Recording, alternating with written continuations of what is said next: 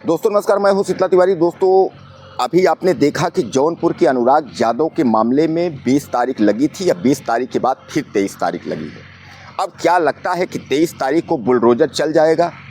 आश्वासन तो यही है, अगर तहसील की हम बात करें, तहसील कोर्ट की बात करें और अधिकारियों की बात करें तो आश्वासन यही है कि 23 तारीख को बुलडोजर चला दिया जाएगा। क्योंकि इसके पहले जो 30 तारीख को जो 20 तारीख लगी थी, तो 20 के पहले 16 लगी थी। 16 को जो है तहसील में एक वकील की मौत हो जाने से 20 लगी। 20 तारीख को बार एसोसिएशन वकील का चुनाव था, इसलिए वकीलों के चुनाव की वजह से तारीख 23 लगी है। अब 23 तारीख के बाद यह भी कहा जा रहा है कि अब अगर तारीख बदलती है या कोई बात होती है तो अब अनुराग यादव का परिवार जो है वह सीधे योगी आदित्यनाथ से मुलाकात करेगा। तो इसका मतलब अब ये लग रहा है कि इसका मतलब बुलडोजर चलना अब तय है। अगर बुलडोजर 23 तारीख को नहीं चलता तो कहने का तात्पर्य ये है कि अब कुल मिलाकर के यानी अब योगी आदित्यनाथ इस मामले में कूदेंगे। यानी योगी आदित्यनाथ के पास पीड़ित परिवार जो है पहुंच रहा है।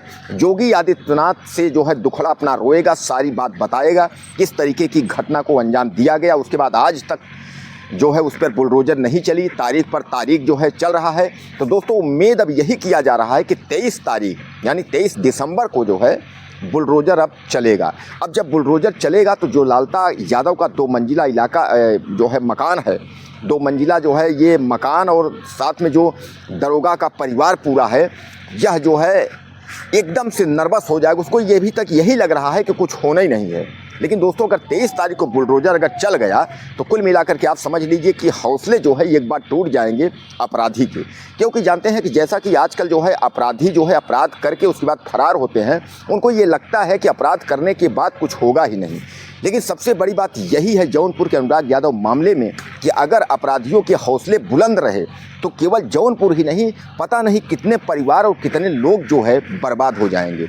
इसलिए जो है इसमें 23 तारीख को बुलडोजर हर हाल में प्रशासन, स्थानीय प्रशासन को चला देना चाहिए। सुप्रीम कोर्ट की गाइडलाइन भी है कि अगर आपने कहीं अगर कब्जा किया है, अवैध कब्जा किया है, तो बुलडोजर चलना चाहिए। तो दोस्तों कहने का तात्पर्य ये है कि कहीं ना कहीं जो है इस मामले में जो हीला हवाली हो रही है, इस हीला हवाली को जो है ख़त्म करके प्रशासन को बुलडोजर चलाना चाहिए। हाँ, जौनपुर के अनुराग यादव के पिता यानी वह जो है रामजीत यादव, वह साफ तौर पर उन्होंने साफ कह दिया कि अब हम हुजूर कोर्ट या कचहरी कहीं नहीं जाएंगे।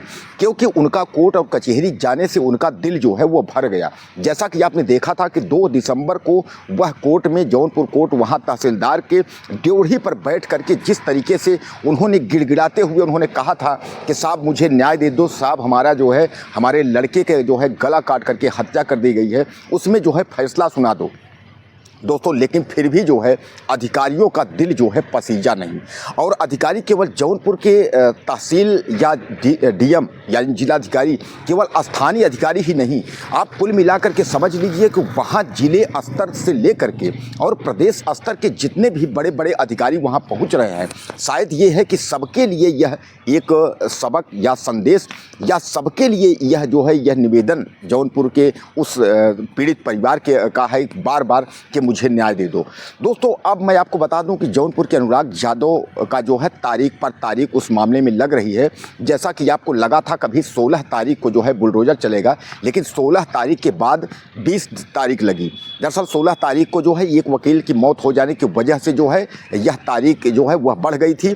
और वह डेट बढ़ने का कारण मात्र जो है एक वकील की मौत का मामला था, जिसकी वजह से तारीख जो है 20 दिसंबर की लगाई गई थी। यह लगा था कि एक बार कि 20 दिसंबर को जरूर कुछ न कुछ जो है सुनवाई हो जाएगी।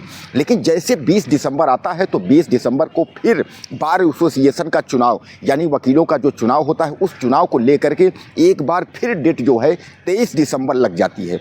कहने का तात्पर्य ये है कि आप समझ लें कि 25 तारीख को बुलडोजर चलना था, यानी 25 नवंबर से लेकर के और आज जो है दिसंबर, यानी अगर हम अनुराग यादव की हत्या की बात करें तो करीब जो है 2 महीने होने वाले हैं। यानी 29 दिसंबर अगर आ जाता है तो आप समझ लीजिए कि 2 महीने हो गए।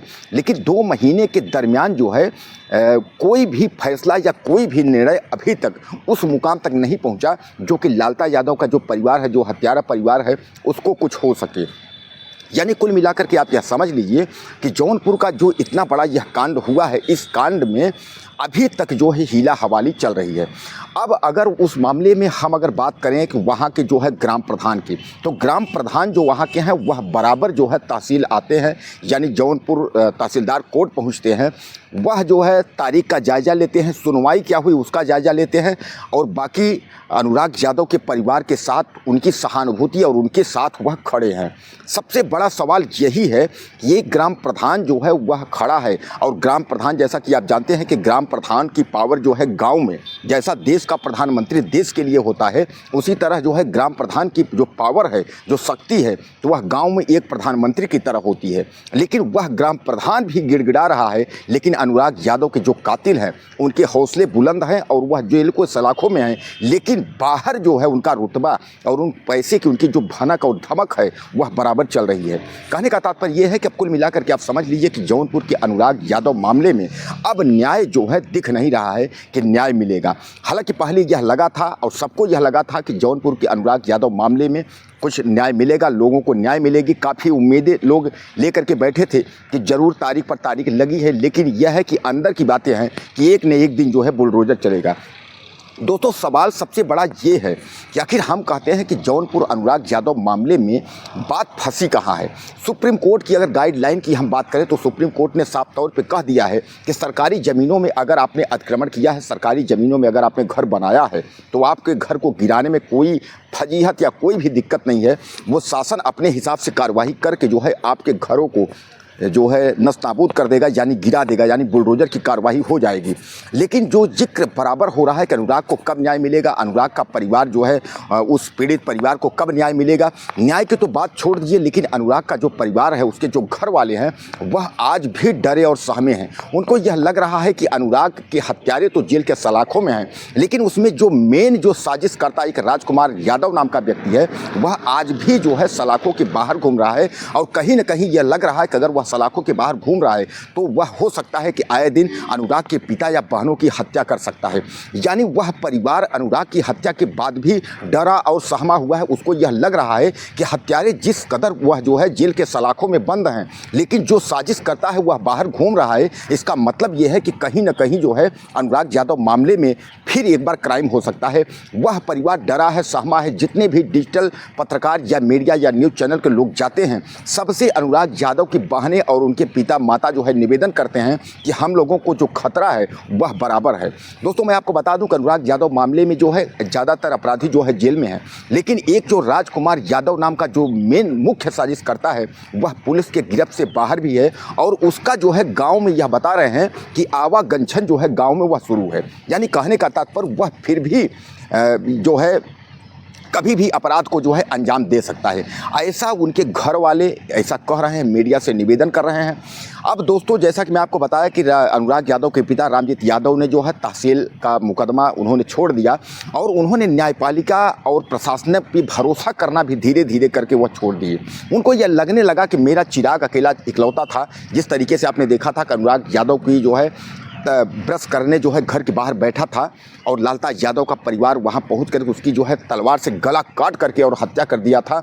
इस घटना को जो है पूरा भारत देख करके जो है सहम गया था। लेकिन समझ लीजिए कि अभी आज तक उस परिवार को, पीड़ित परिवार को न्याय नहीं मिल पाया, न तो बुलडोजर चलने की कोई प्रक्रिया हो पा रही है। दोस्तों, आपने देखा होगा बुलडोजर अक्सर कभी भी कार्रवाई होती है, अगर अपराधी या हत्यारे इस तरीके का अगर क्राइम अपराध करते हैं तो नोटिस चस्पा के 3 से 4 दिन और 1 हफ्ते के अंदर उसका घर जो है गिरा दिया जाता था। उन अपराधियों को जेल के सलाखों के अंदर डाल दिया जाता था।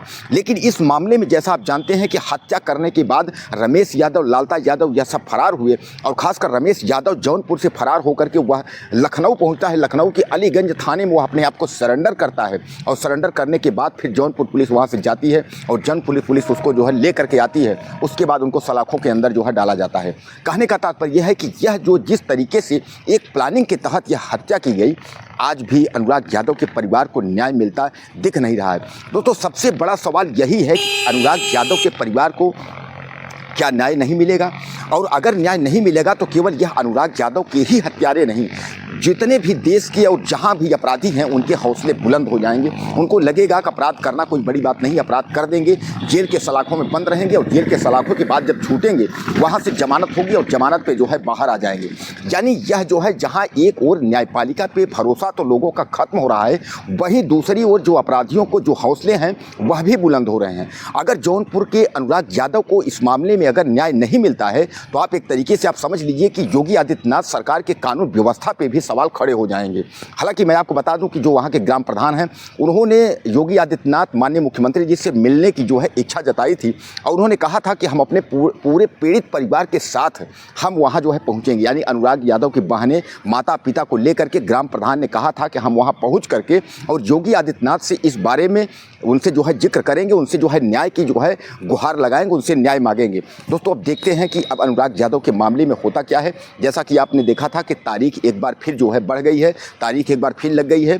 20 तारीख को बुलडोजर चलना था, 20 तारीख को तहसीलदार कोर्ट में सुनवाई होनी थी, लेकिन 20 तारीख को सुनवाई नहीं हुई। अब कुल मिलाकर के 23 का जो डेट दिया गया है कि 23 तारीख तक सुनवाई होगी। वहीं जो ग्राम प्रधान हैं वह यही कह रहे हैं कि केवल हम बस इसी सुनवाई का इंतजार कर रहे हैं। तो 1 तारीख 16 तारीख को वकील की मौत होने की वजह से 20 लगी थी, अब 20 तारीख को बार एसोसिएशन का चुनाव हुआ, अब 23 तारीख लगी है। अब 23 तारीख हम देखते हैं उसके बाद जो है पीड़ित परिवार हम लोग जा करके और योगी आदित्यनाथ के पास एक बार जो है न्याय की गुहार लगाएंगे, उनसे मिलेंगे, ऐसा ग्राम प्रधान का कहना है। दोस्तों आपको क्या लगता है अनुराग यादव के परिवार के बारे में? अपनी राय आप मुझे ज़्यादा से ज़्यादा साझा करिएगा और चैनल को सब्सक्राइब करना ना भूलिएगा। अगले वीडियो में फिर मिलते हैं।